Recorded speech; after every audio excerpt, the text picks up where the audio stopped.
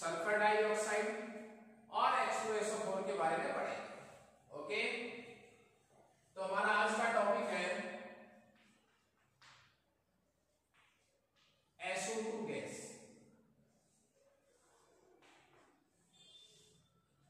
Sulphur dioxide, sulphur का एक प्रकार का ऑक्साइड है। मैं सबसे पहले SO2 का विरचन पढ़ रहा हूं। विरचन में फर्स्ट मेथड जो है वो है कि आप सल्फर को वायु में जला सकते हैं। सल्फर को यदि आप किसमें जलाएं, वायु में, तो आपके पास सल्फर डाइऑक्साइड प्राप्त होती है। बैलेंस आप लोग कर सकते हैं।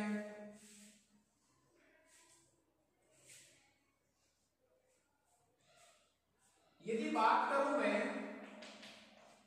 औद्योगिक विधि की, बात करें किसकी, सल्फर डाइऑक्साइड को बनाने की औद्योगिक विधि की भी बात करें तो इसके दो तरीके हैं साहब। आप कॉपर का छीलन लाइए। छीलन का मतलब क्या हुआ, कॉपर का बुरादा टाइप, ठीक है। ऐसे धातु को छीलने से जो बुरादा प्राप्त है उसको क्या बोलते हैं, कॉपर की छीलन। कॉपर की छीलन को H2SO4 के साथ आप मिलाइए तो copper sulphate plus H2O plus SO, कोई दिक्कत नहीं है। तो बैलेंस नहीं करूंगा मैं समीकरणों को। एक तरीका और है,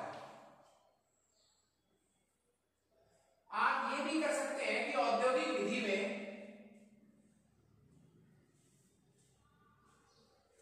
सल्फाइड H2 का भर्जन, बहुत अच्छी मेथड है, ज्यादातर यही यूज होती है।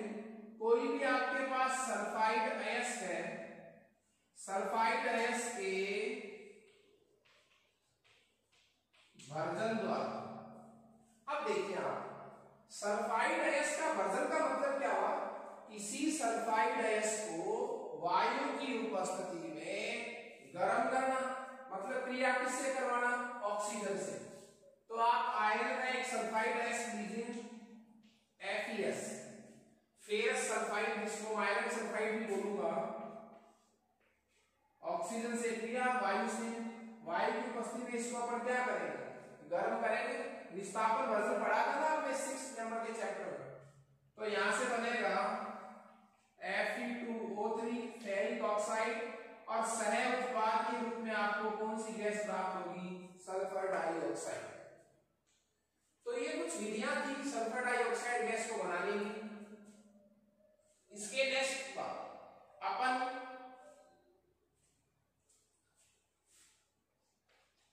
सल्फर डाइऑक्साइड के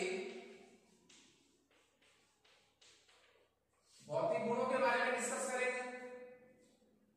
देखिए सल्फर डाइऑक्साइड जो है वो एक रंगहीन गैस है। रंग कोई नहीं है इसमें, लेकिन गंध कैसी है, तीक्ष्ण। रंग इसमें नहीं है पर गंध कैसी है इसमें, तीक्ष्ण। तो रंगहीन है, गंध तीक्ष्ण है, जल में विलेय है साहब, जल में घुल जाती है। जब इसको यूज करते हैं तो सल्फर डाइऑक्साइड को द्रव में बदलकर स्टील के सिलेंडर में बनाया जाता है, उसको यूज करते हैं। तो ये सल्फर डाइऑक्साइड को बनाने की विधियां और उसके भौतिक गुणधर्म थे। नेक्स्ट हमारा टॉपिक रहेगा सल्फर डाइऑक्साइड के रासायनिक गुण। सल्फर डाइऑक्साइड के रासायनिक गुण,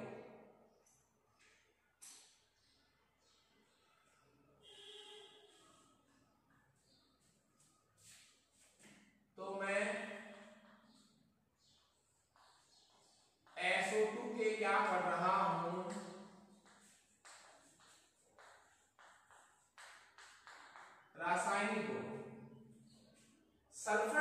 डाइऑक्साइड के रासायनिक गुणों में कुछ क्रियाएं बढ़ेंगे।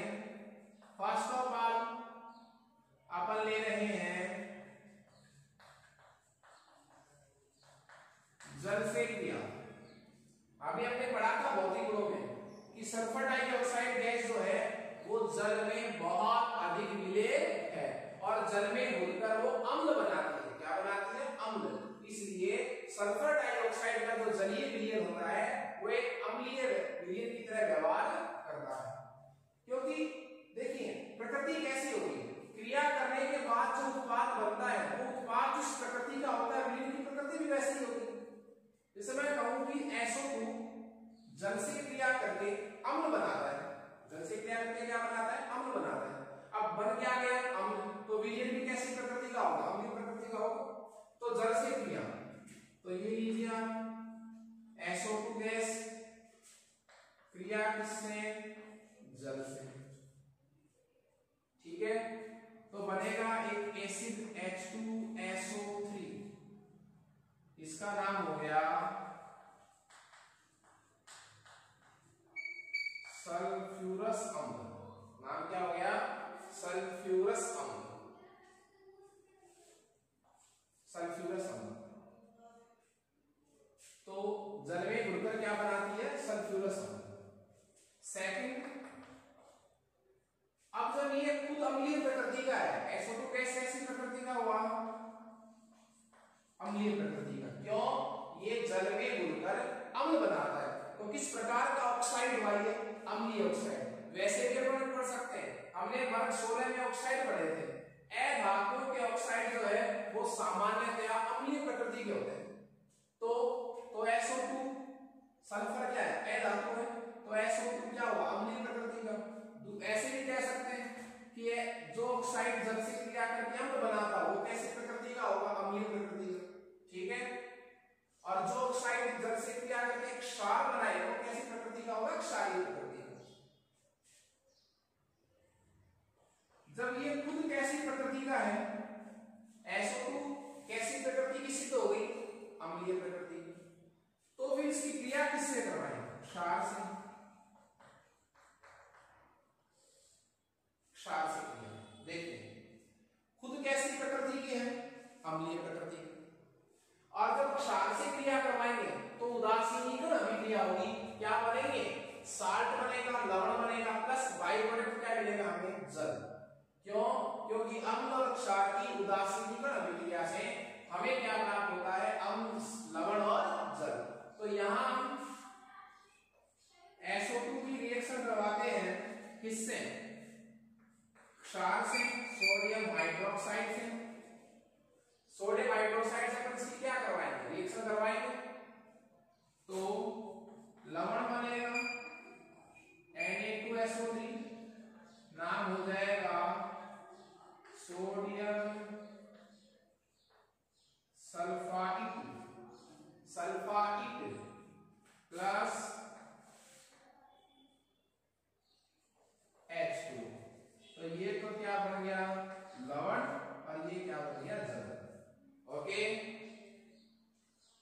थर्ड रिएक्शन देखिए।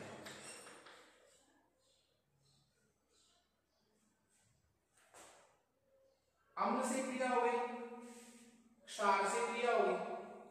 इसी पैटर्न में आप SO2 की क्रिया जो है वो ऑक्सीजन से भी करवा सकते हैं। किससे क्रिया लिखूंगा मैं?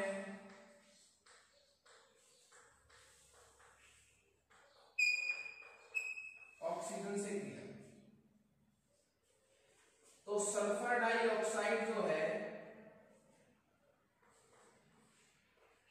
उसका ऑक्सीजन भी बोल सकते हैं, क्रिया किससे कह सकते हैं? ऑक्सीजन से भी। वेनेडियम पेंटाऑक्साइड उत्प्रेरक है। सल्फर डाइऑक्साइड की ऑक्सीजन से क्रिया वेनेडियम पेंटाऑक्साइड की उपस्थिति में करवाने पर सल्फर ट्राइऑक्साइड गैस प्राप्त होती है। ये सभी गैस है, सल्फर डाइऑक्साइड भी गैस है, ये उत्प्रेरक है सब जो सॉलिड है। तो सल्फर ट्राइऑक्साइड गैस प्राप्त हो गई। तो ये कुछ मैन रिएक्शंस थी।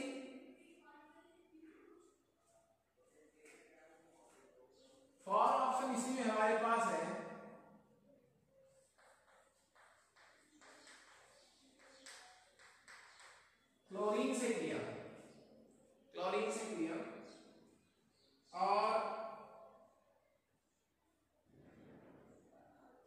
यदि आप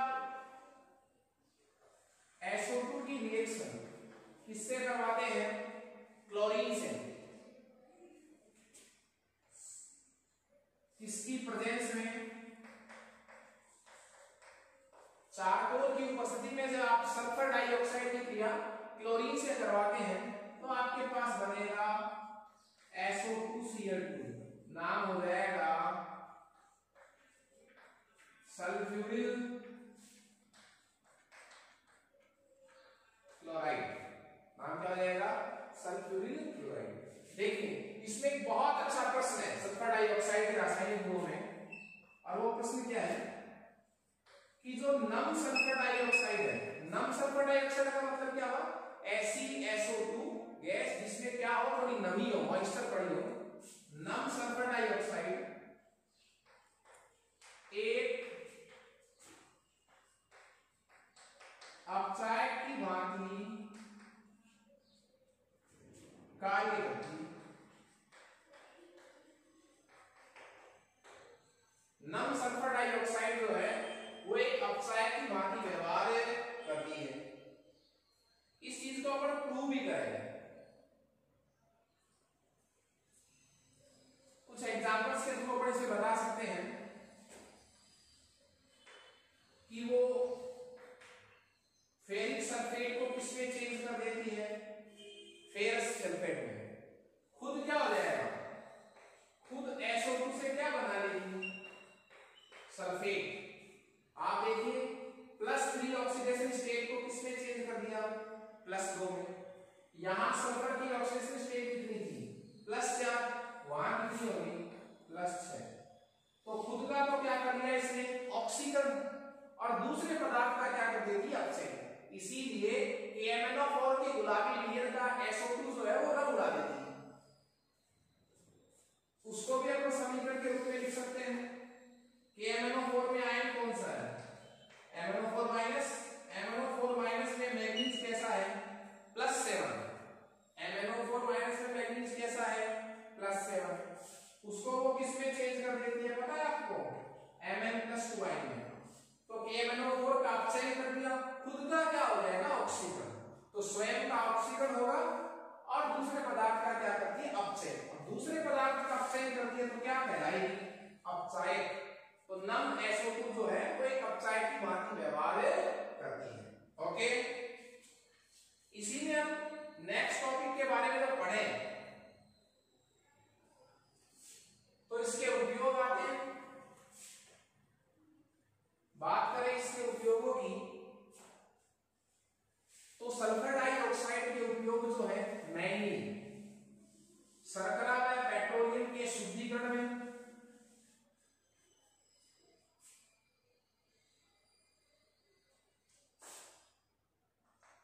मैं बात करूं किसके? SO2 के किसके बारे में? उपयोग के बारे में। तो प्रशीतक के रूप में, सेकंड ऑप्शन है विरंजन के रूप में, रंग उड़ाने के लिए। SO2 द्वारा क्या गया जो विरंजन है वो SI होता है। विरंजन के रूप में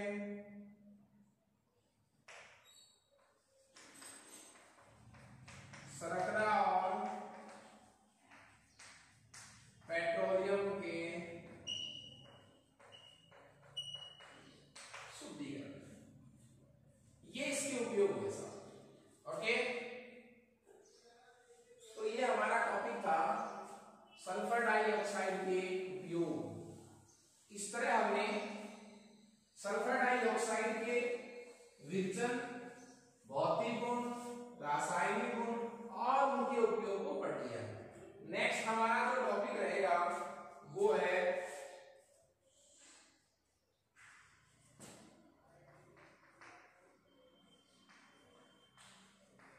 सल्फर के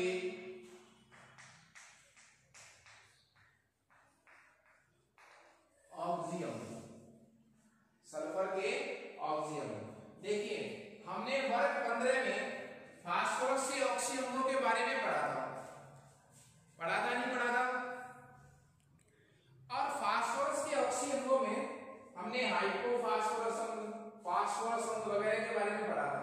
इसमें भी आपको एक यदि ऑक्सीजन की स्ट्रक्चर ध्यान हो गई तो उसके बेस पर आप बाकी वाले सभी ऑक्सीजनों की संरचनाएं बना सकते हैं। तो सबसे पहले हमारा इसमें रहेगा सल्फ्यूरस अम्ल।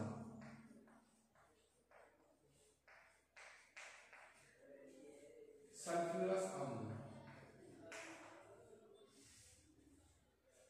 सल्फ्यूरस अम्ल सूत्र होगा इसका H2SO3। सल्फ्यूरस अम्ल का सूत्र क्या होगा? H2SO3। स्ट्रक्चर की बात करें, इसमें ऑक्सीडेशन स्टेट कितनी हो जाएगी? देखिए ऑक्सीजन स्टेट निकाल सकते हैं आप। हाइड्रोजन के लिए 2, हाइड्रोजन के लिए +2, सल्फर की जगह क्या मान लीजिए आप? X। एक ऑक्सीजन के लिए -2 मानते हैं तो 3 के लिए कितना हो जाएगा? -6। -6 = 0। तो X की वैल्यू कितनी आ गई? +4। तो यहाँ ऑक्सीडेशन स्टेट कितनी आएगी सल्फर की? +4। इसकी स्ट्रक्चर की बात करें तो सल्फर है,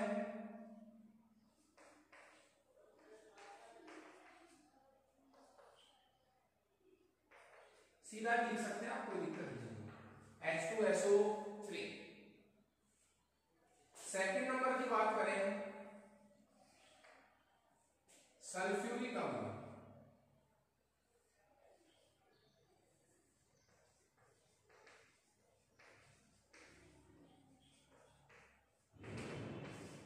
सल्फ्यूरिक अम्ल सूत्र क्या हो जाएगा? H2SO4। ऑक्सीडेशन स्टेट कितनी आएगी इसमें? इसी तरीके से जब आप ऑक्सीजन अवस्था निकालेंगे तो ये हो जाएगा इसमें +6। सल्फर की ऑक्सीजन स्टेट कितनी आ जाएगी? +6। स्ट्रक्चर की बात करें तो देखिए इसमें क्या फर्क है? एक ऑक्सीजन का ही तो फर्क है। तो ये हो जाएगा, एक और ऑक्सीजन लगा दीजिए आप, और ये इसमें किस बात का फर्क है? सिर्फ एक ऑक्सीजन का ही तो फर्क है। तो एक स्ट्रक्चर यदि आप बता सकते हैं तो बाकी स्ट्रक्चर आप उसके बेस पर बना सकते हैं। सल्फ्यूरिक अम्ल के बाद मैं एक स्ट्रक्चर बनाऊंगा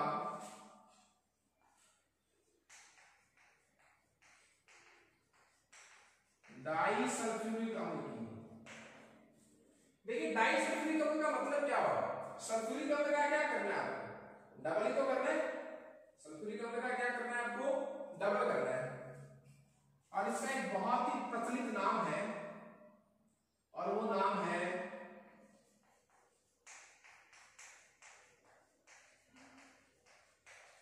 पायरो सल्फ्यूरिक अम्ल। इसका एक प्रचलित नाम क्या है? पायरो सल्फ्यूरिक अम्ल। बहुत ही सुंदर नाम है इसका। एक और देखिए, अच्छा है परीक्षा की दृष्टि से भी, ओलियम। तो ये सारे नाम इसके इंपॉर्टेंट हैं। डाइसल्फ्यूरिक अम्ल, पायरोसल्फ्यूरिक अम्ल और ओलियम। यहां से आप इसकी स्ट्रक्चर बना सकते हैं। देखिए डाइसल्फ्यूरिक अम्ल, ये सल्फ्यूरिक अम्ल है आपके पास, इसका क्या करना है आपको? डबल ही करना है। तो डबल करना है तो देखिए आप लिख भी सकते हैं इसको डबल करके, इसको डबल कर लीजिए आप। डबल करने के बाद x को बाहर भेजना है आपको, तो ये हो जाएगा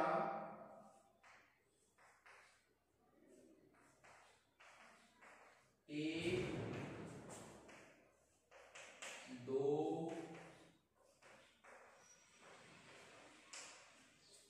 ये दो क्या बन गए? सल्फ्यूरिक अम्ल। ठीक है, इन दोनों की रिएक्शन से आपको क्या बनाना है? -H2O। माइनस क्या करना है? H2O। तो यहां से H2O को बाहर भेजना है। H2 को बाहर भेजेंगे तो एक ऑक्सीजन बच जाएगा, तो ये स्ट्रक्चर बन जाएगी। ये स्ट्रक्चर किसी बन जाएगी डाइसल्फ्यूरिक अम्ल या ओलियम। एक इसमें बहुत इंपॉर्टेंट है, ये भी बहुत ज्यादा इंपॉर्टेंट है थर्ड की तरह, और वो है केरो एसिड मतलब क्या हुआ, केरो अम्ल की स्ट्रक्चर, केरो अम्ल। इसको मैं एक नाम और भी बोल सकता हूं, परऑक्सो सल्फ्यूरिक अम्ल।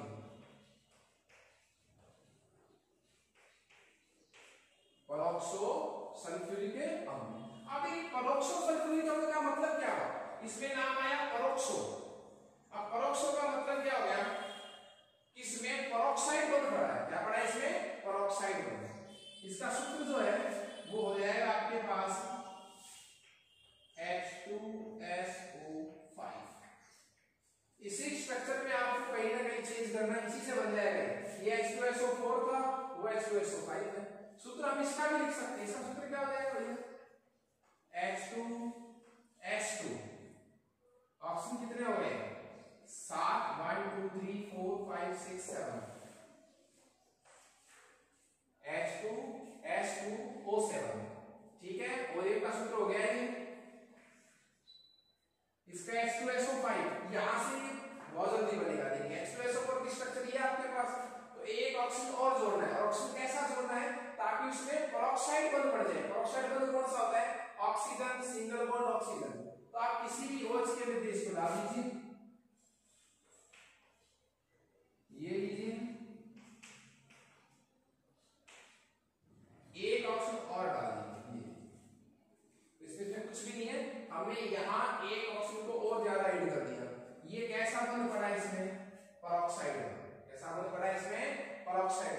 और पेरोक्साइडों में ऑक्सीजन की जो ऑक्सीजन स्टेट होती है वो कैसी होती है बताइए, -1। ओके, तो ये इसकी स्ट्रक्चर हो गई किसकी, केरो अम्ल की। इसकी संरचना होगी। आपसे इसमें ऑक्सीडेशन स्टेट पूछी जाए, यहां ऑक्सीडेशन स्टेट कितनी आएगी, उसी तरह 6 आएगी। +2 + 2x - 14 = 0, तो 6 आ जाएगी इसमें। यहां मैंने आपको बता ही दिया, प्लस जा रहा है, यहां प्लस है। केरो अम्ल में यहां देखिए बहुत कंफ्यूजन होता है कि H2SO5 में सल्फर की ऑक्सीजन स्टेट कितनी आती है। तो आप लोग कहां गलती करते हैं, आप ऐसा करते हैं +2 + x - 10 = 0। x की वैल्यू जो है वो कितनी आ जाएगी, +8। ये क्या है, गलत। ये गलत है सब, ये तरीका आपका क्या है, बिल्कुल ही गलत है। इस तरह आपको नहीं इसमें फाइंड करना है। इसमें क्या रीजन लगेगा वो देखिए आप। सूत्र क्या है हमारे पास, H2SO5। इसमें एक कैसा बंद पड़ा है, ये पेरोक्साइड बंद पड़ा है। इस ऑक्सीजन के लिए -2 काउंट होगा, इसके लिए -2 काउंट होगा, इसके लिए -2 काउंट होगा। इनके लिए, दोनों के लिए क्या काउंट होगा, -1। तो मैं इस H2SO5 को ऐसे लिख सकता हूं क्या, H2SO3 लिख सकता हूं ऐसे। तो देखिए हाइड्रोजन के लिए +2 हो गया, 2 हाइड्रोजन के लिए।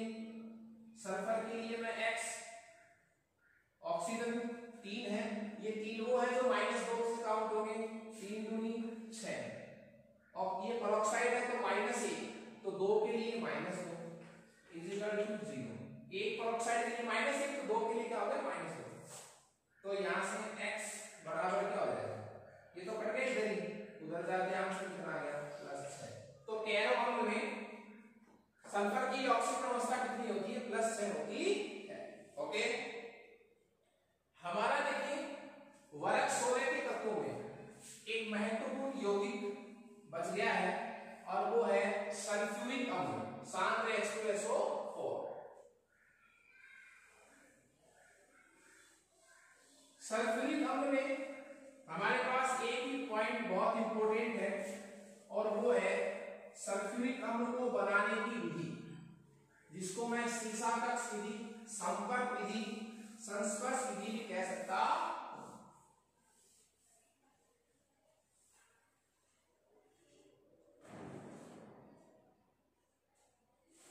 देखिए हमारा जो नेक्स्ट टॉपिक है वो है H2SO4। सल्फर का एक महत्वपूर्ण यौगिक है, अम्लों का इसे राजा कहते हैं, द किंग ऑफ एसिड, अम्लों का क्या कहते हैं इसको, राजा। तो H2SO4 का जो निर्माण है वो होता है संपर्क विधि द्वारा। संपर्क विधि द्वारा इसका क्या होता है, निर्माण। और जिसका एक नाम और भी है संस्पर्श विधि, कॉन्टेक्ट मेथड। संपर्क विधि का जो डायग्राम है और उसकी जो थ्योरी है वो तो अपन नेक्स्ट क्लास में डिस्कस करेंगे। उस मेथड में, उस डायग्राम में जो समीकरण यूज हो रही है उसको अपन पढ़ रहे हैं। तो संपर्क विधि द्वारा H2SO4 का जो निर्माण है वो 3 चरणों में संपन्न होता है। वापस से रिवाइज कर रहा हूं, H2SO4 का निर्माण संपर्क विधि द्वारा जब भी करते हैं तो कितने चरणों में संपन्न होता है, 3 चरणों में। कैसे? फर्स्ट स्टेप क्या होगा, सबसे पहले आप सल्फर को किसमें जलाएंगे, वायु में। सल्फर स्टिक को वायु में जलाकर आप बनाएंगे sulphur dioxide gas, oxygen gas है, ठीक है। सेकंड स्टेप क्या होगा, सेकंड स्टेप क्या होगा कि जो आपको सल्फर डाइऑक्साइड गैस प्राप्त हुई है फर्स्ट स्टेप से, उसका ऑक्सीकरण करवाएंगे।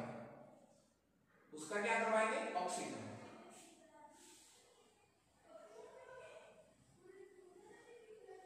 V2O5 वेनेडियम पेंटा ऑक्साइड।